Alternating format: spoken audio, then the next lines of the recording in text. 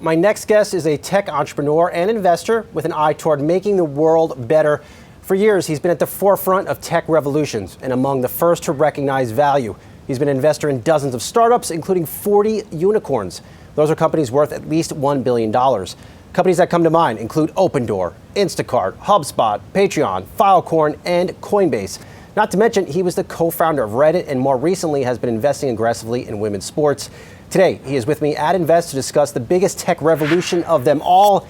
That is AI. 776 founder and Reddit co-founder Alexis Ohanian joins me now. Alexis, so great to see you again. We've been talking about AI for this whole event today, almost 8 hours of this thing. At the same time, we've seen AI stocks hammered for really the second straight day. Where are we at in the AI cycle? Oh boy, look, I think everyone is realizing this technology is here to stay. It is real. Now, I spend my days at the earliest possible stages of investing. I don't spend a lot of time dabbling in the public markets, so I can't speak to those valuations. But the bigger trend is very real. The innovation, the efficiencies that we're seeing, a simple example like writing code, something that I had to, teach myself when I was in high school. The act of writing code has gotten so enhanced thanks to this technology that it's changing the way apps are getting created. And so if you just look at that one very, very, very specific use case that obviously has a lot of value in the world, right? We can't live without software.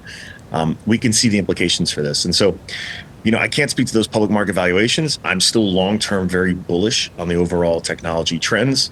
And I think one area where we've seen growth in the private portfolio has been around infrastructure-related investments. And so companies that are building on the hardware side, on in the world of atoms, but atoms that are in support of the bigger needs we're going to have around energy and compute. And just excited to see that. I think a lot of this technology can help us live much better lives. And that's the kind of thing we want to get behind. Alexis, you've been early on so many things in technology. Take us through where you're seeing opportunity right now, like at the ground floor. I imagine things you're looking at right now may come to fruition 5-10 years down the line. Yeah, I mean, I can speak to vibe coding. We seeded a company literally called Vibe Code that has really focused on mobile first, iOS and Android first app development, literally from a text prompt. Like my dad could, within a few minutes, build an app to solve some problem he has. They really believe, the founders do, that software development will get incredibly commoditized and that access to creating useful software, especially on your mobile device, will just look and feel fundamentally different than how I was taught as a kid or how generations of developers were taught. And that feels very inevitable and actually feels like a shift we'll see in the next 5-10 years. On the really extreme end, my partner Caitlin just backed a company called StarCloud, which is aspiring to build data centers in space. They actually recently just put the first one up there on a recent SpaceX launch just last week. Data centers in space? How does that even happen? And again, so to have basically unfettered access to light, so solar power that's coming through. You still have to solve a lot of problems with heat dissipation, which again, I'm not the physics expert here, but the founders are. And what's exciting is, if you want to build, and I think Elon recently, and maybe even Jeff Bezos were recently talking about the inevitability of data centers in space as a means to achieve these extra levels of a civilization where we get to become a spacefaring civilization. And we actually have these needs for compute so that we can, whether it's inhabit Mars, the moon, or any of the other things that are going on around there. In the short term, right, we're having enough growth here building data centers on Earth, terrestrial ones. But at the far ends of ambition, you have founders looking to build these data centers in space to help, create opportunities for using that compute out there in the constellation of satellites. And there's plenty of defense reasons and plenty of just human advancement reasons why this actually could be helpful if the science works. So again, we want to be the first check in a range of companies, from software, which I feel quite familiar with, all the way to, like I said, data centers in space. This is the kind of ambition we look for at 776, and it's exciting because founders are, in a way that wasn't the case when I started Reddit 20 years ago. Founders today are very aware of the power of technology, and so many of the very best feel an imperative to build not just great businesses, but great businesses are going to help push humanity forward. And it's inspiring. It's a, you know, I'm on the other side of the table now. I'm just wiring the money. I'm not building the businesses like I used to. And so it feels really satisfying to be close to and inspired by founders who are doing just such great work. Alexa, I think you and I are the same age. When did we become like the old guys in the room? I know, dude. Geriatric millennial is when it really hit home. I mean, look, I'm 42. I have 2 young kids that keep me on my toes. But it's probably the best part of this job is you're constantly seeing a new generation of founders who have new ideas, right? The 21-year-old founder of Vibe Code, right? He's teaching me about the world and his generation today, knowing he basically grew up on the site I created, Reddit, and has a totally different worldview because technology has been a core part of his entire life. The internet, social media has been a core part of how he learned, how he connected. And it's wild just to see now the ripple effect. And like I said, I leave most of the conversations I have with founders, you know, pitch meetings daily, feeling motivated and inspired. And it's an amazing time to be alive. And I definitely feel old. That is You'll be both, I assure you. How are the founders of today, the ones leading this AI revolution, how are they different from your generation? I think what's very interesting, and I know a lot is said, every generation seems like they hate on the next generation coming up as being too entitled, too lazy, all these things. And I remember when it was assailed against millennials, when we were the 20-year-olds, I see it happening. I'm not falling into that trap. I do think the ones who are the builders of this generation, who are really high agency, who are really motivated, are head and shoulders above certainly me and our generation we were building. I think the fluency, the fact that they are truly digital native, the fluency they have with technology, but also the fact that they've seen a tremendous amount of change, right? The iPhone showed up in 2009, 2010. Those are all technologies that they take for granted. That's just the default standard state. And if, you know, you and I, you know, remember dial-up modems, it's crazy to think that I plugged into my compact computer. Everyone's hand, you take it for granted. But what'll really bake your noodle is the fact that this generation of founders is thinking about AI in a similar way. If you're 18 years old, you know, the ChatGPT moment was a few years ago. And so you were really coming of age and you were about to go to college. And now you have a totally different worldview on knowledge because, you know, we've democratized access to you know, infinite human knowledge. And the tools on which we're building they're the worst they're ever going to be. They're only going to get better. And so the gift of that is the founders who are leaned in right now, they know it has never been a better time to be building a company, to be starting a company. It's never been a better time to be an 18-year-old, whatever, a 20-year-old, someone who has minimal experience, but has really high agency, really high drive, and is very curious. So it is an amazing time to be a founder, far better than it was 20 years ago. I think at any point in the last 2 decades that I've been either building companies or investing in them.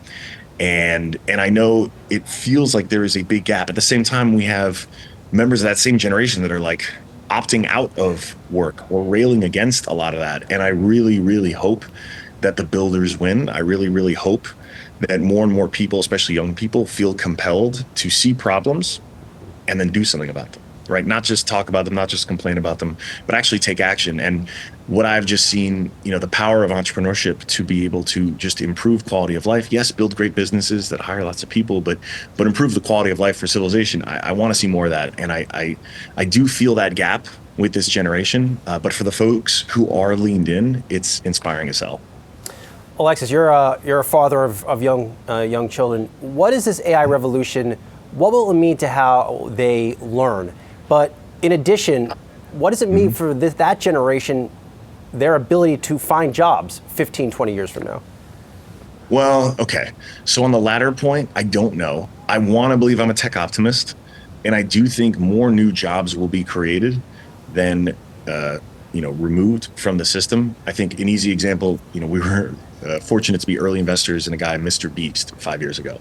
The idea of being a content creator, let alone a billionaire because of it, was unthinkable, 15 years ago, 20 years ago? And now it's probably one of the most common professions that a young kid, at least in America, wants to be when they grow up. So there is precedent, right, for, you know, social media. That revolution was a significant one, not nowhere near as big as AI, but it was one that created entirely new career paths, sectors, industries that didn't exist before. And with every technological revolution, there's always new careers, new things that come up that you or I can't necessarily think of. The builders are going to build and do. And so I'm hopeful there are going to be more new ones created. We actually just in DC with one of our companies, Area 2 Farms, where they're franchising vertical farming. And when they talk about what is needed to manage a vertical farm, especially in a dense urban area, where you don't have a lot of space, and because it's more vertical, you're going to have a whole new trades of people who are working on the robotics that help manage those farms and make sure the lettuce, grows on time and whatnot. And so again, we're already seeing AI, robotics, they're two sides of the same coin, creating new jobs, new opportunity, new innovation, better quality of life, right? Everyone deserves access to high quality, well-grown produce, right? Whether you live in a rural community, whether you live in a city. And so I feel like it'll be a net positive. That doesn't mean it won't be a bumpy road. And, how do I prepare my 8-year-old and a 2-year-old for this? I've already been paying attention. I've been tweeting about things like Alpha School, which I think are taking a really smart first principles approach to education.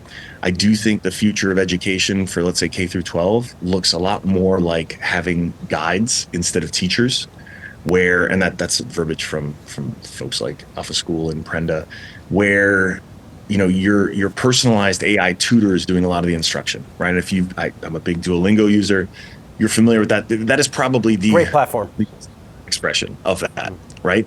And there's no reason why a kid, regardless of their background, regardless of their home life, shouldn't be able to get personalized education. So if they need extra help with a certain part of math or a certain part of English, fill in the blank, you're going to have AI solve those problems for them, giving them that infinite access and infinite patience to support and customize learning.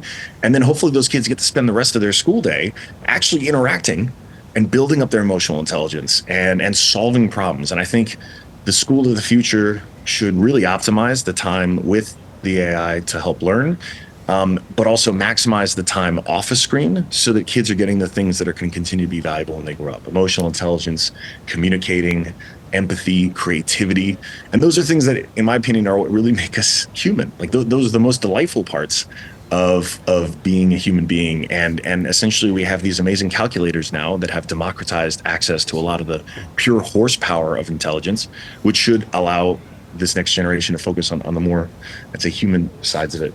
But it's a thing we think about a lot. There's no one solution. I serve on the board of Tiger Woods' foundation, TGR. They're doing a ton of great work with their learning labs, and that's an after-school curriculum. But we're talking all the time about how we can bring AI into those learning labs so that these kids, even when they come out of school, maybe their school systems aren't quite adopting this new tech fast enough. They can come to these learning labs, spend an hour, and get a huge ROI of customized, personalized learning. So I'm excited. I can see firsthand the way these technologies are improving the quality of life for the people I care about. And even, if I'm on a road trip or in the car for a minute with our oldest daughter, I can use AI to come up with, 50 trivia questions that are suitable for an 8-year-old. Sometimes I put like 10-year-old because I want to push her a little bit. And now I have a quick little trivia game that I can, engage with my child on, right? I want her to understand that this is a tool that will help her stay curious, that will help her solve problems, right? I want that growth mindset baked in. And I can't help but be a tech optimist in this regard, because I can see just how much power she's going to have at her fingertips that we could have only dreamed of when I was her age. Alex, let me channel the sports side of your brain. And earlier on today, I had a really good chat with Ted Leonsis, owns the Wizards, several other teams. His portfolio is valued at, I believe, close to $8 billion. We mentioned the Lakers, valued at close to $10 billion. You have been an early supporter, investor of women's sports. When in the world is this valuation gap closed between women's sports and some of these mind-blowing valuations on the men's side of the equation? Look, it's coming quick. My tweet about how undervalued women's professional sports was in March of 19 went viral for all the wrong reasons, right? I said this is a massive opportunity. I said I was going to either start or buy. It was an NWSL team, professional women's soccer team, and one day it was going to be worth billions. And most people said I was an idiot and no one watches women's sports and that'll never work. And I said, save those tweets. And he ultimately paid a little over $1 million for the expansion fee to start Angel City FC. And in the wake of that success, right now it's valued at the most for any American women's soccer team. Arthur Blank in Atlanta just paid, I think, $160 million for his expansion fee. So that's quite an appreciation over just 5 years. And so it has been really validating to see, to call the shot, to spark that, and see the growth. But I think anyone will tell you it's just the start. There is so much more room to grow. And remember, most of these men's teams' value is based on media deals that have been baked over decades. And whereas for women's sports, when we're building a team, I just bought the LA franchise of League One volleyball, and it's just like 2 weeks ago, so hot off the press. Congrats! Wow, I didn't even. We build out. Thank you. When we build out the structure for how to build that team, most of our revenue is not going to come from a media deal. Most of our revenue is going to come from brand deals, and so we've been able to build. Angel City's doing tens of millions of dollars in revenue a year. You're seeing a precedent here for more and more women's pro teams to basically build the muscle of revenue generation in a way that's much more about business, right? It's about how do you drive revenue through brand partnerships and all these things that it turns out lots of CMOs are excited by. And the media deal is still down the road.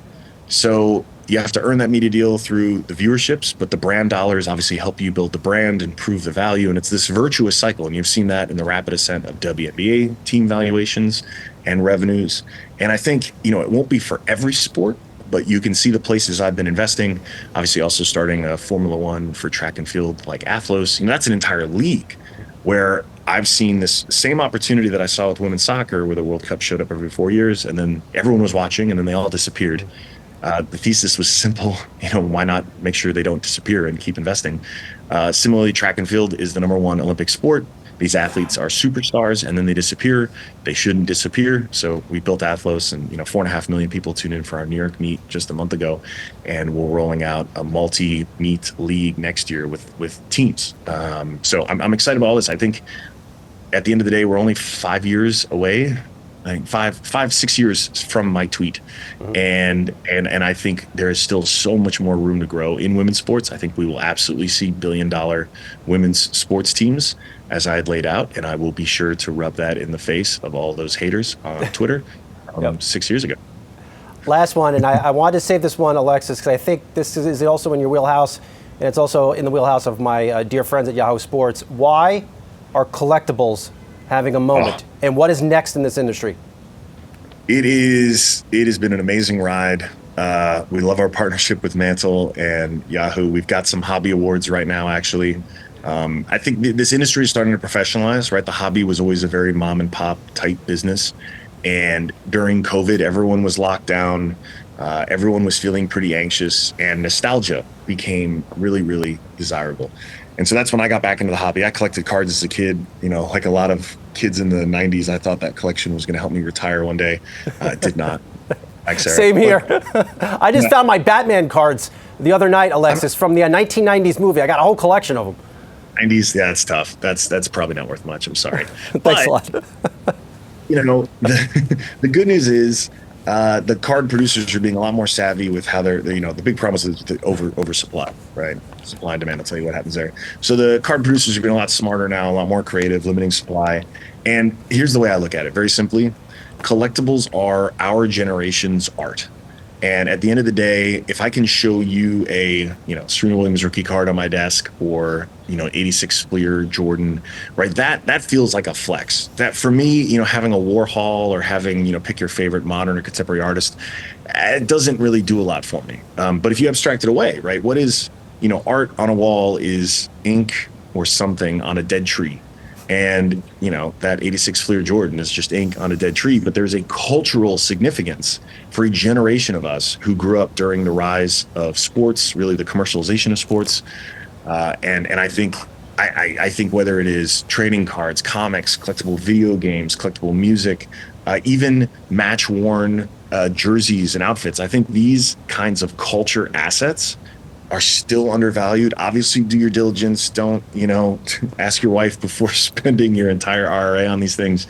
But very, very important is, and the thing that I really do believe is that, art and these culture assets have always been a part of, sort of the financial world. And you may not, agree with it, right? A crate of wine, priceless Van Gogh or whatnot. And I think this is just a new generation's version of that same thing. And thanks to the hyperconnectivity of the internet, so sports has never been more valuable. And I'd say in particular, if you think of this AI age, I've only gotten more bullish about the value of sports since that tweet in 2019, not just because it's been working and working well, but because across entertainment, AI is going and already going to upend every other pillar, right? Hollywood, television, all those industries you're seeing, right? The cost of production is going to drastically fall. There's a chart topping song right now that I think is entirely AI generated. It's a bop, right? But the music industry is going to look very, very different. Taylor Swift, I'm still taking my daughter to see Taylor Swift. That's a religious experience. Kendrick Lamar is going to be just fine. But if you think of more vapid, sort of shallow, like one-hit wonder type artists, right? It's going to be very challenging when, you know, a talented producer or a 16-year-old can spin up a really catchy beat, one of those earworms. And so every other form of entertainment is going to be really reimagined because of this technology. But I'm never taking my kids to go see robots play soccer. I'm never taking them to go see robots hit 18 hole-in-ones. Right? Can you imagine the Ryder Cup with robots? And it's just 18 European. I could, but that's not. We won't take it. We won't go there for this conversation. But it's boring. Yes. And so I believe if we project this out, every screen in our life, right? Think of how good the TikTok algorithm is, or you pick your favorite social network. They're all optimizing for that little bit of dopamine to keep us a little bit more attracted. And at the end of the day, this will only get better. And all the content we consume on a screen will be optimized for exactly what we want, when we want it, the way we want it, right? And so there is a dystopian side of this, which is a part of our humanity dies from that, because we're not here to be spoon-fed exactly what we want when we want it, right? Our species is here because we've done hard things, or our forefathers did hard things and overcame them. And there's a part of our humanity that dies if we're just getting this sort of spoon-fed, release. And so I think the last place left where we'll be able to live vicariously through this human experience of, like, you know, going back to when we tried to catch the gazelle, and like some days you catch it and some days you don't. And it really sucks when you don't, but you dust yourself off and figure out how to catch it again. It's left in sports. And if you grew up like I did as a Commanders fan, you felt a lot of pain growing up and disappointment, but boy, does it feel good when that support is rewarded with some success. And I think sport is the last storyline that is going to be left with, that is truly like a must-watch experience for us in this age of AI. And I like I said, robots are not going to replace it. AI will just enhance the experience. And so then think of all the things related to that will continue to maintain or even increase in value, which takes me back to collectibles. It makes me think, like, again, if you're thinking about it as an investment, and again, do your own diligence, but if you think about it as an investment, that creates a really interesting opportunity for the asset class. And we've seen it with the marketplace alt that I had seeded. The growth has just continued quite well over these last few years. Alexis, thank you for doing this. You've always been a supporter of Yahoo Finance. Thank you for making time with us for this big event. We will talk to you soon. Thank you so much, my friend. Absolute pleasure. All the best. Love me some Yahoo Finance. And make sure to vote for the hobby awards between Mansell and Yahoo Sports. Thanks, Alexis. Appreciate you, man.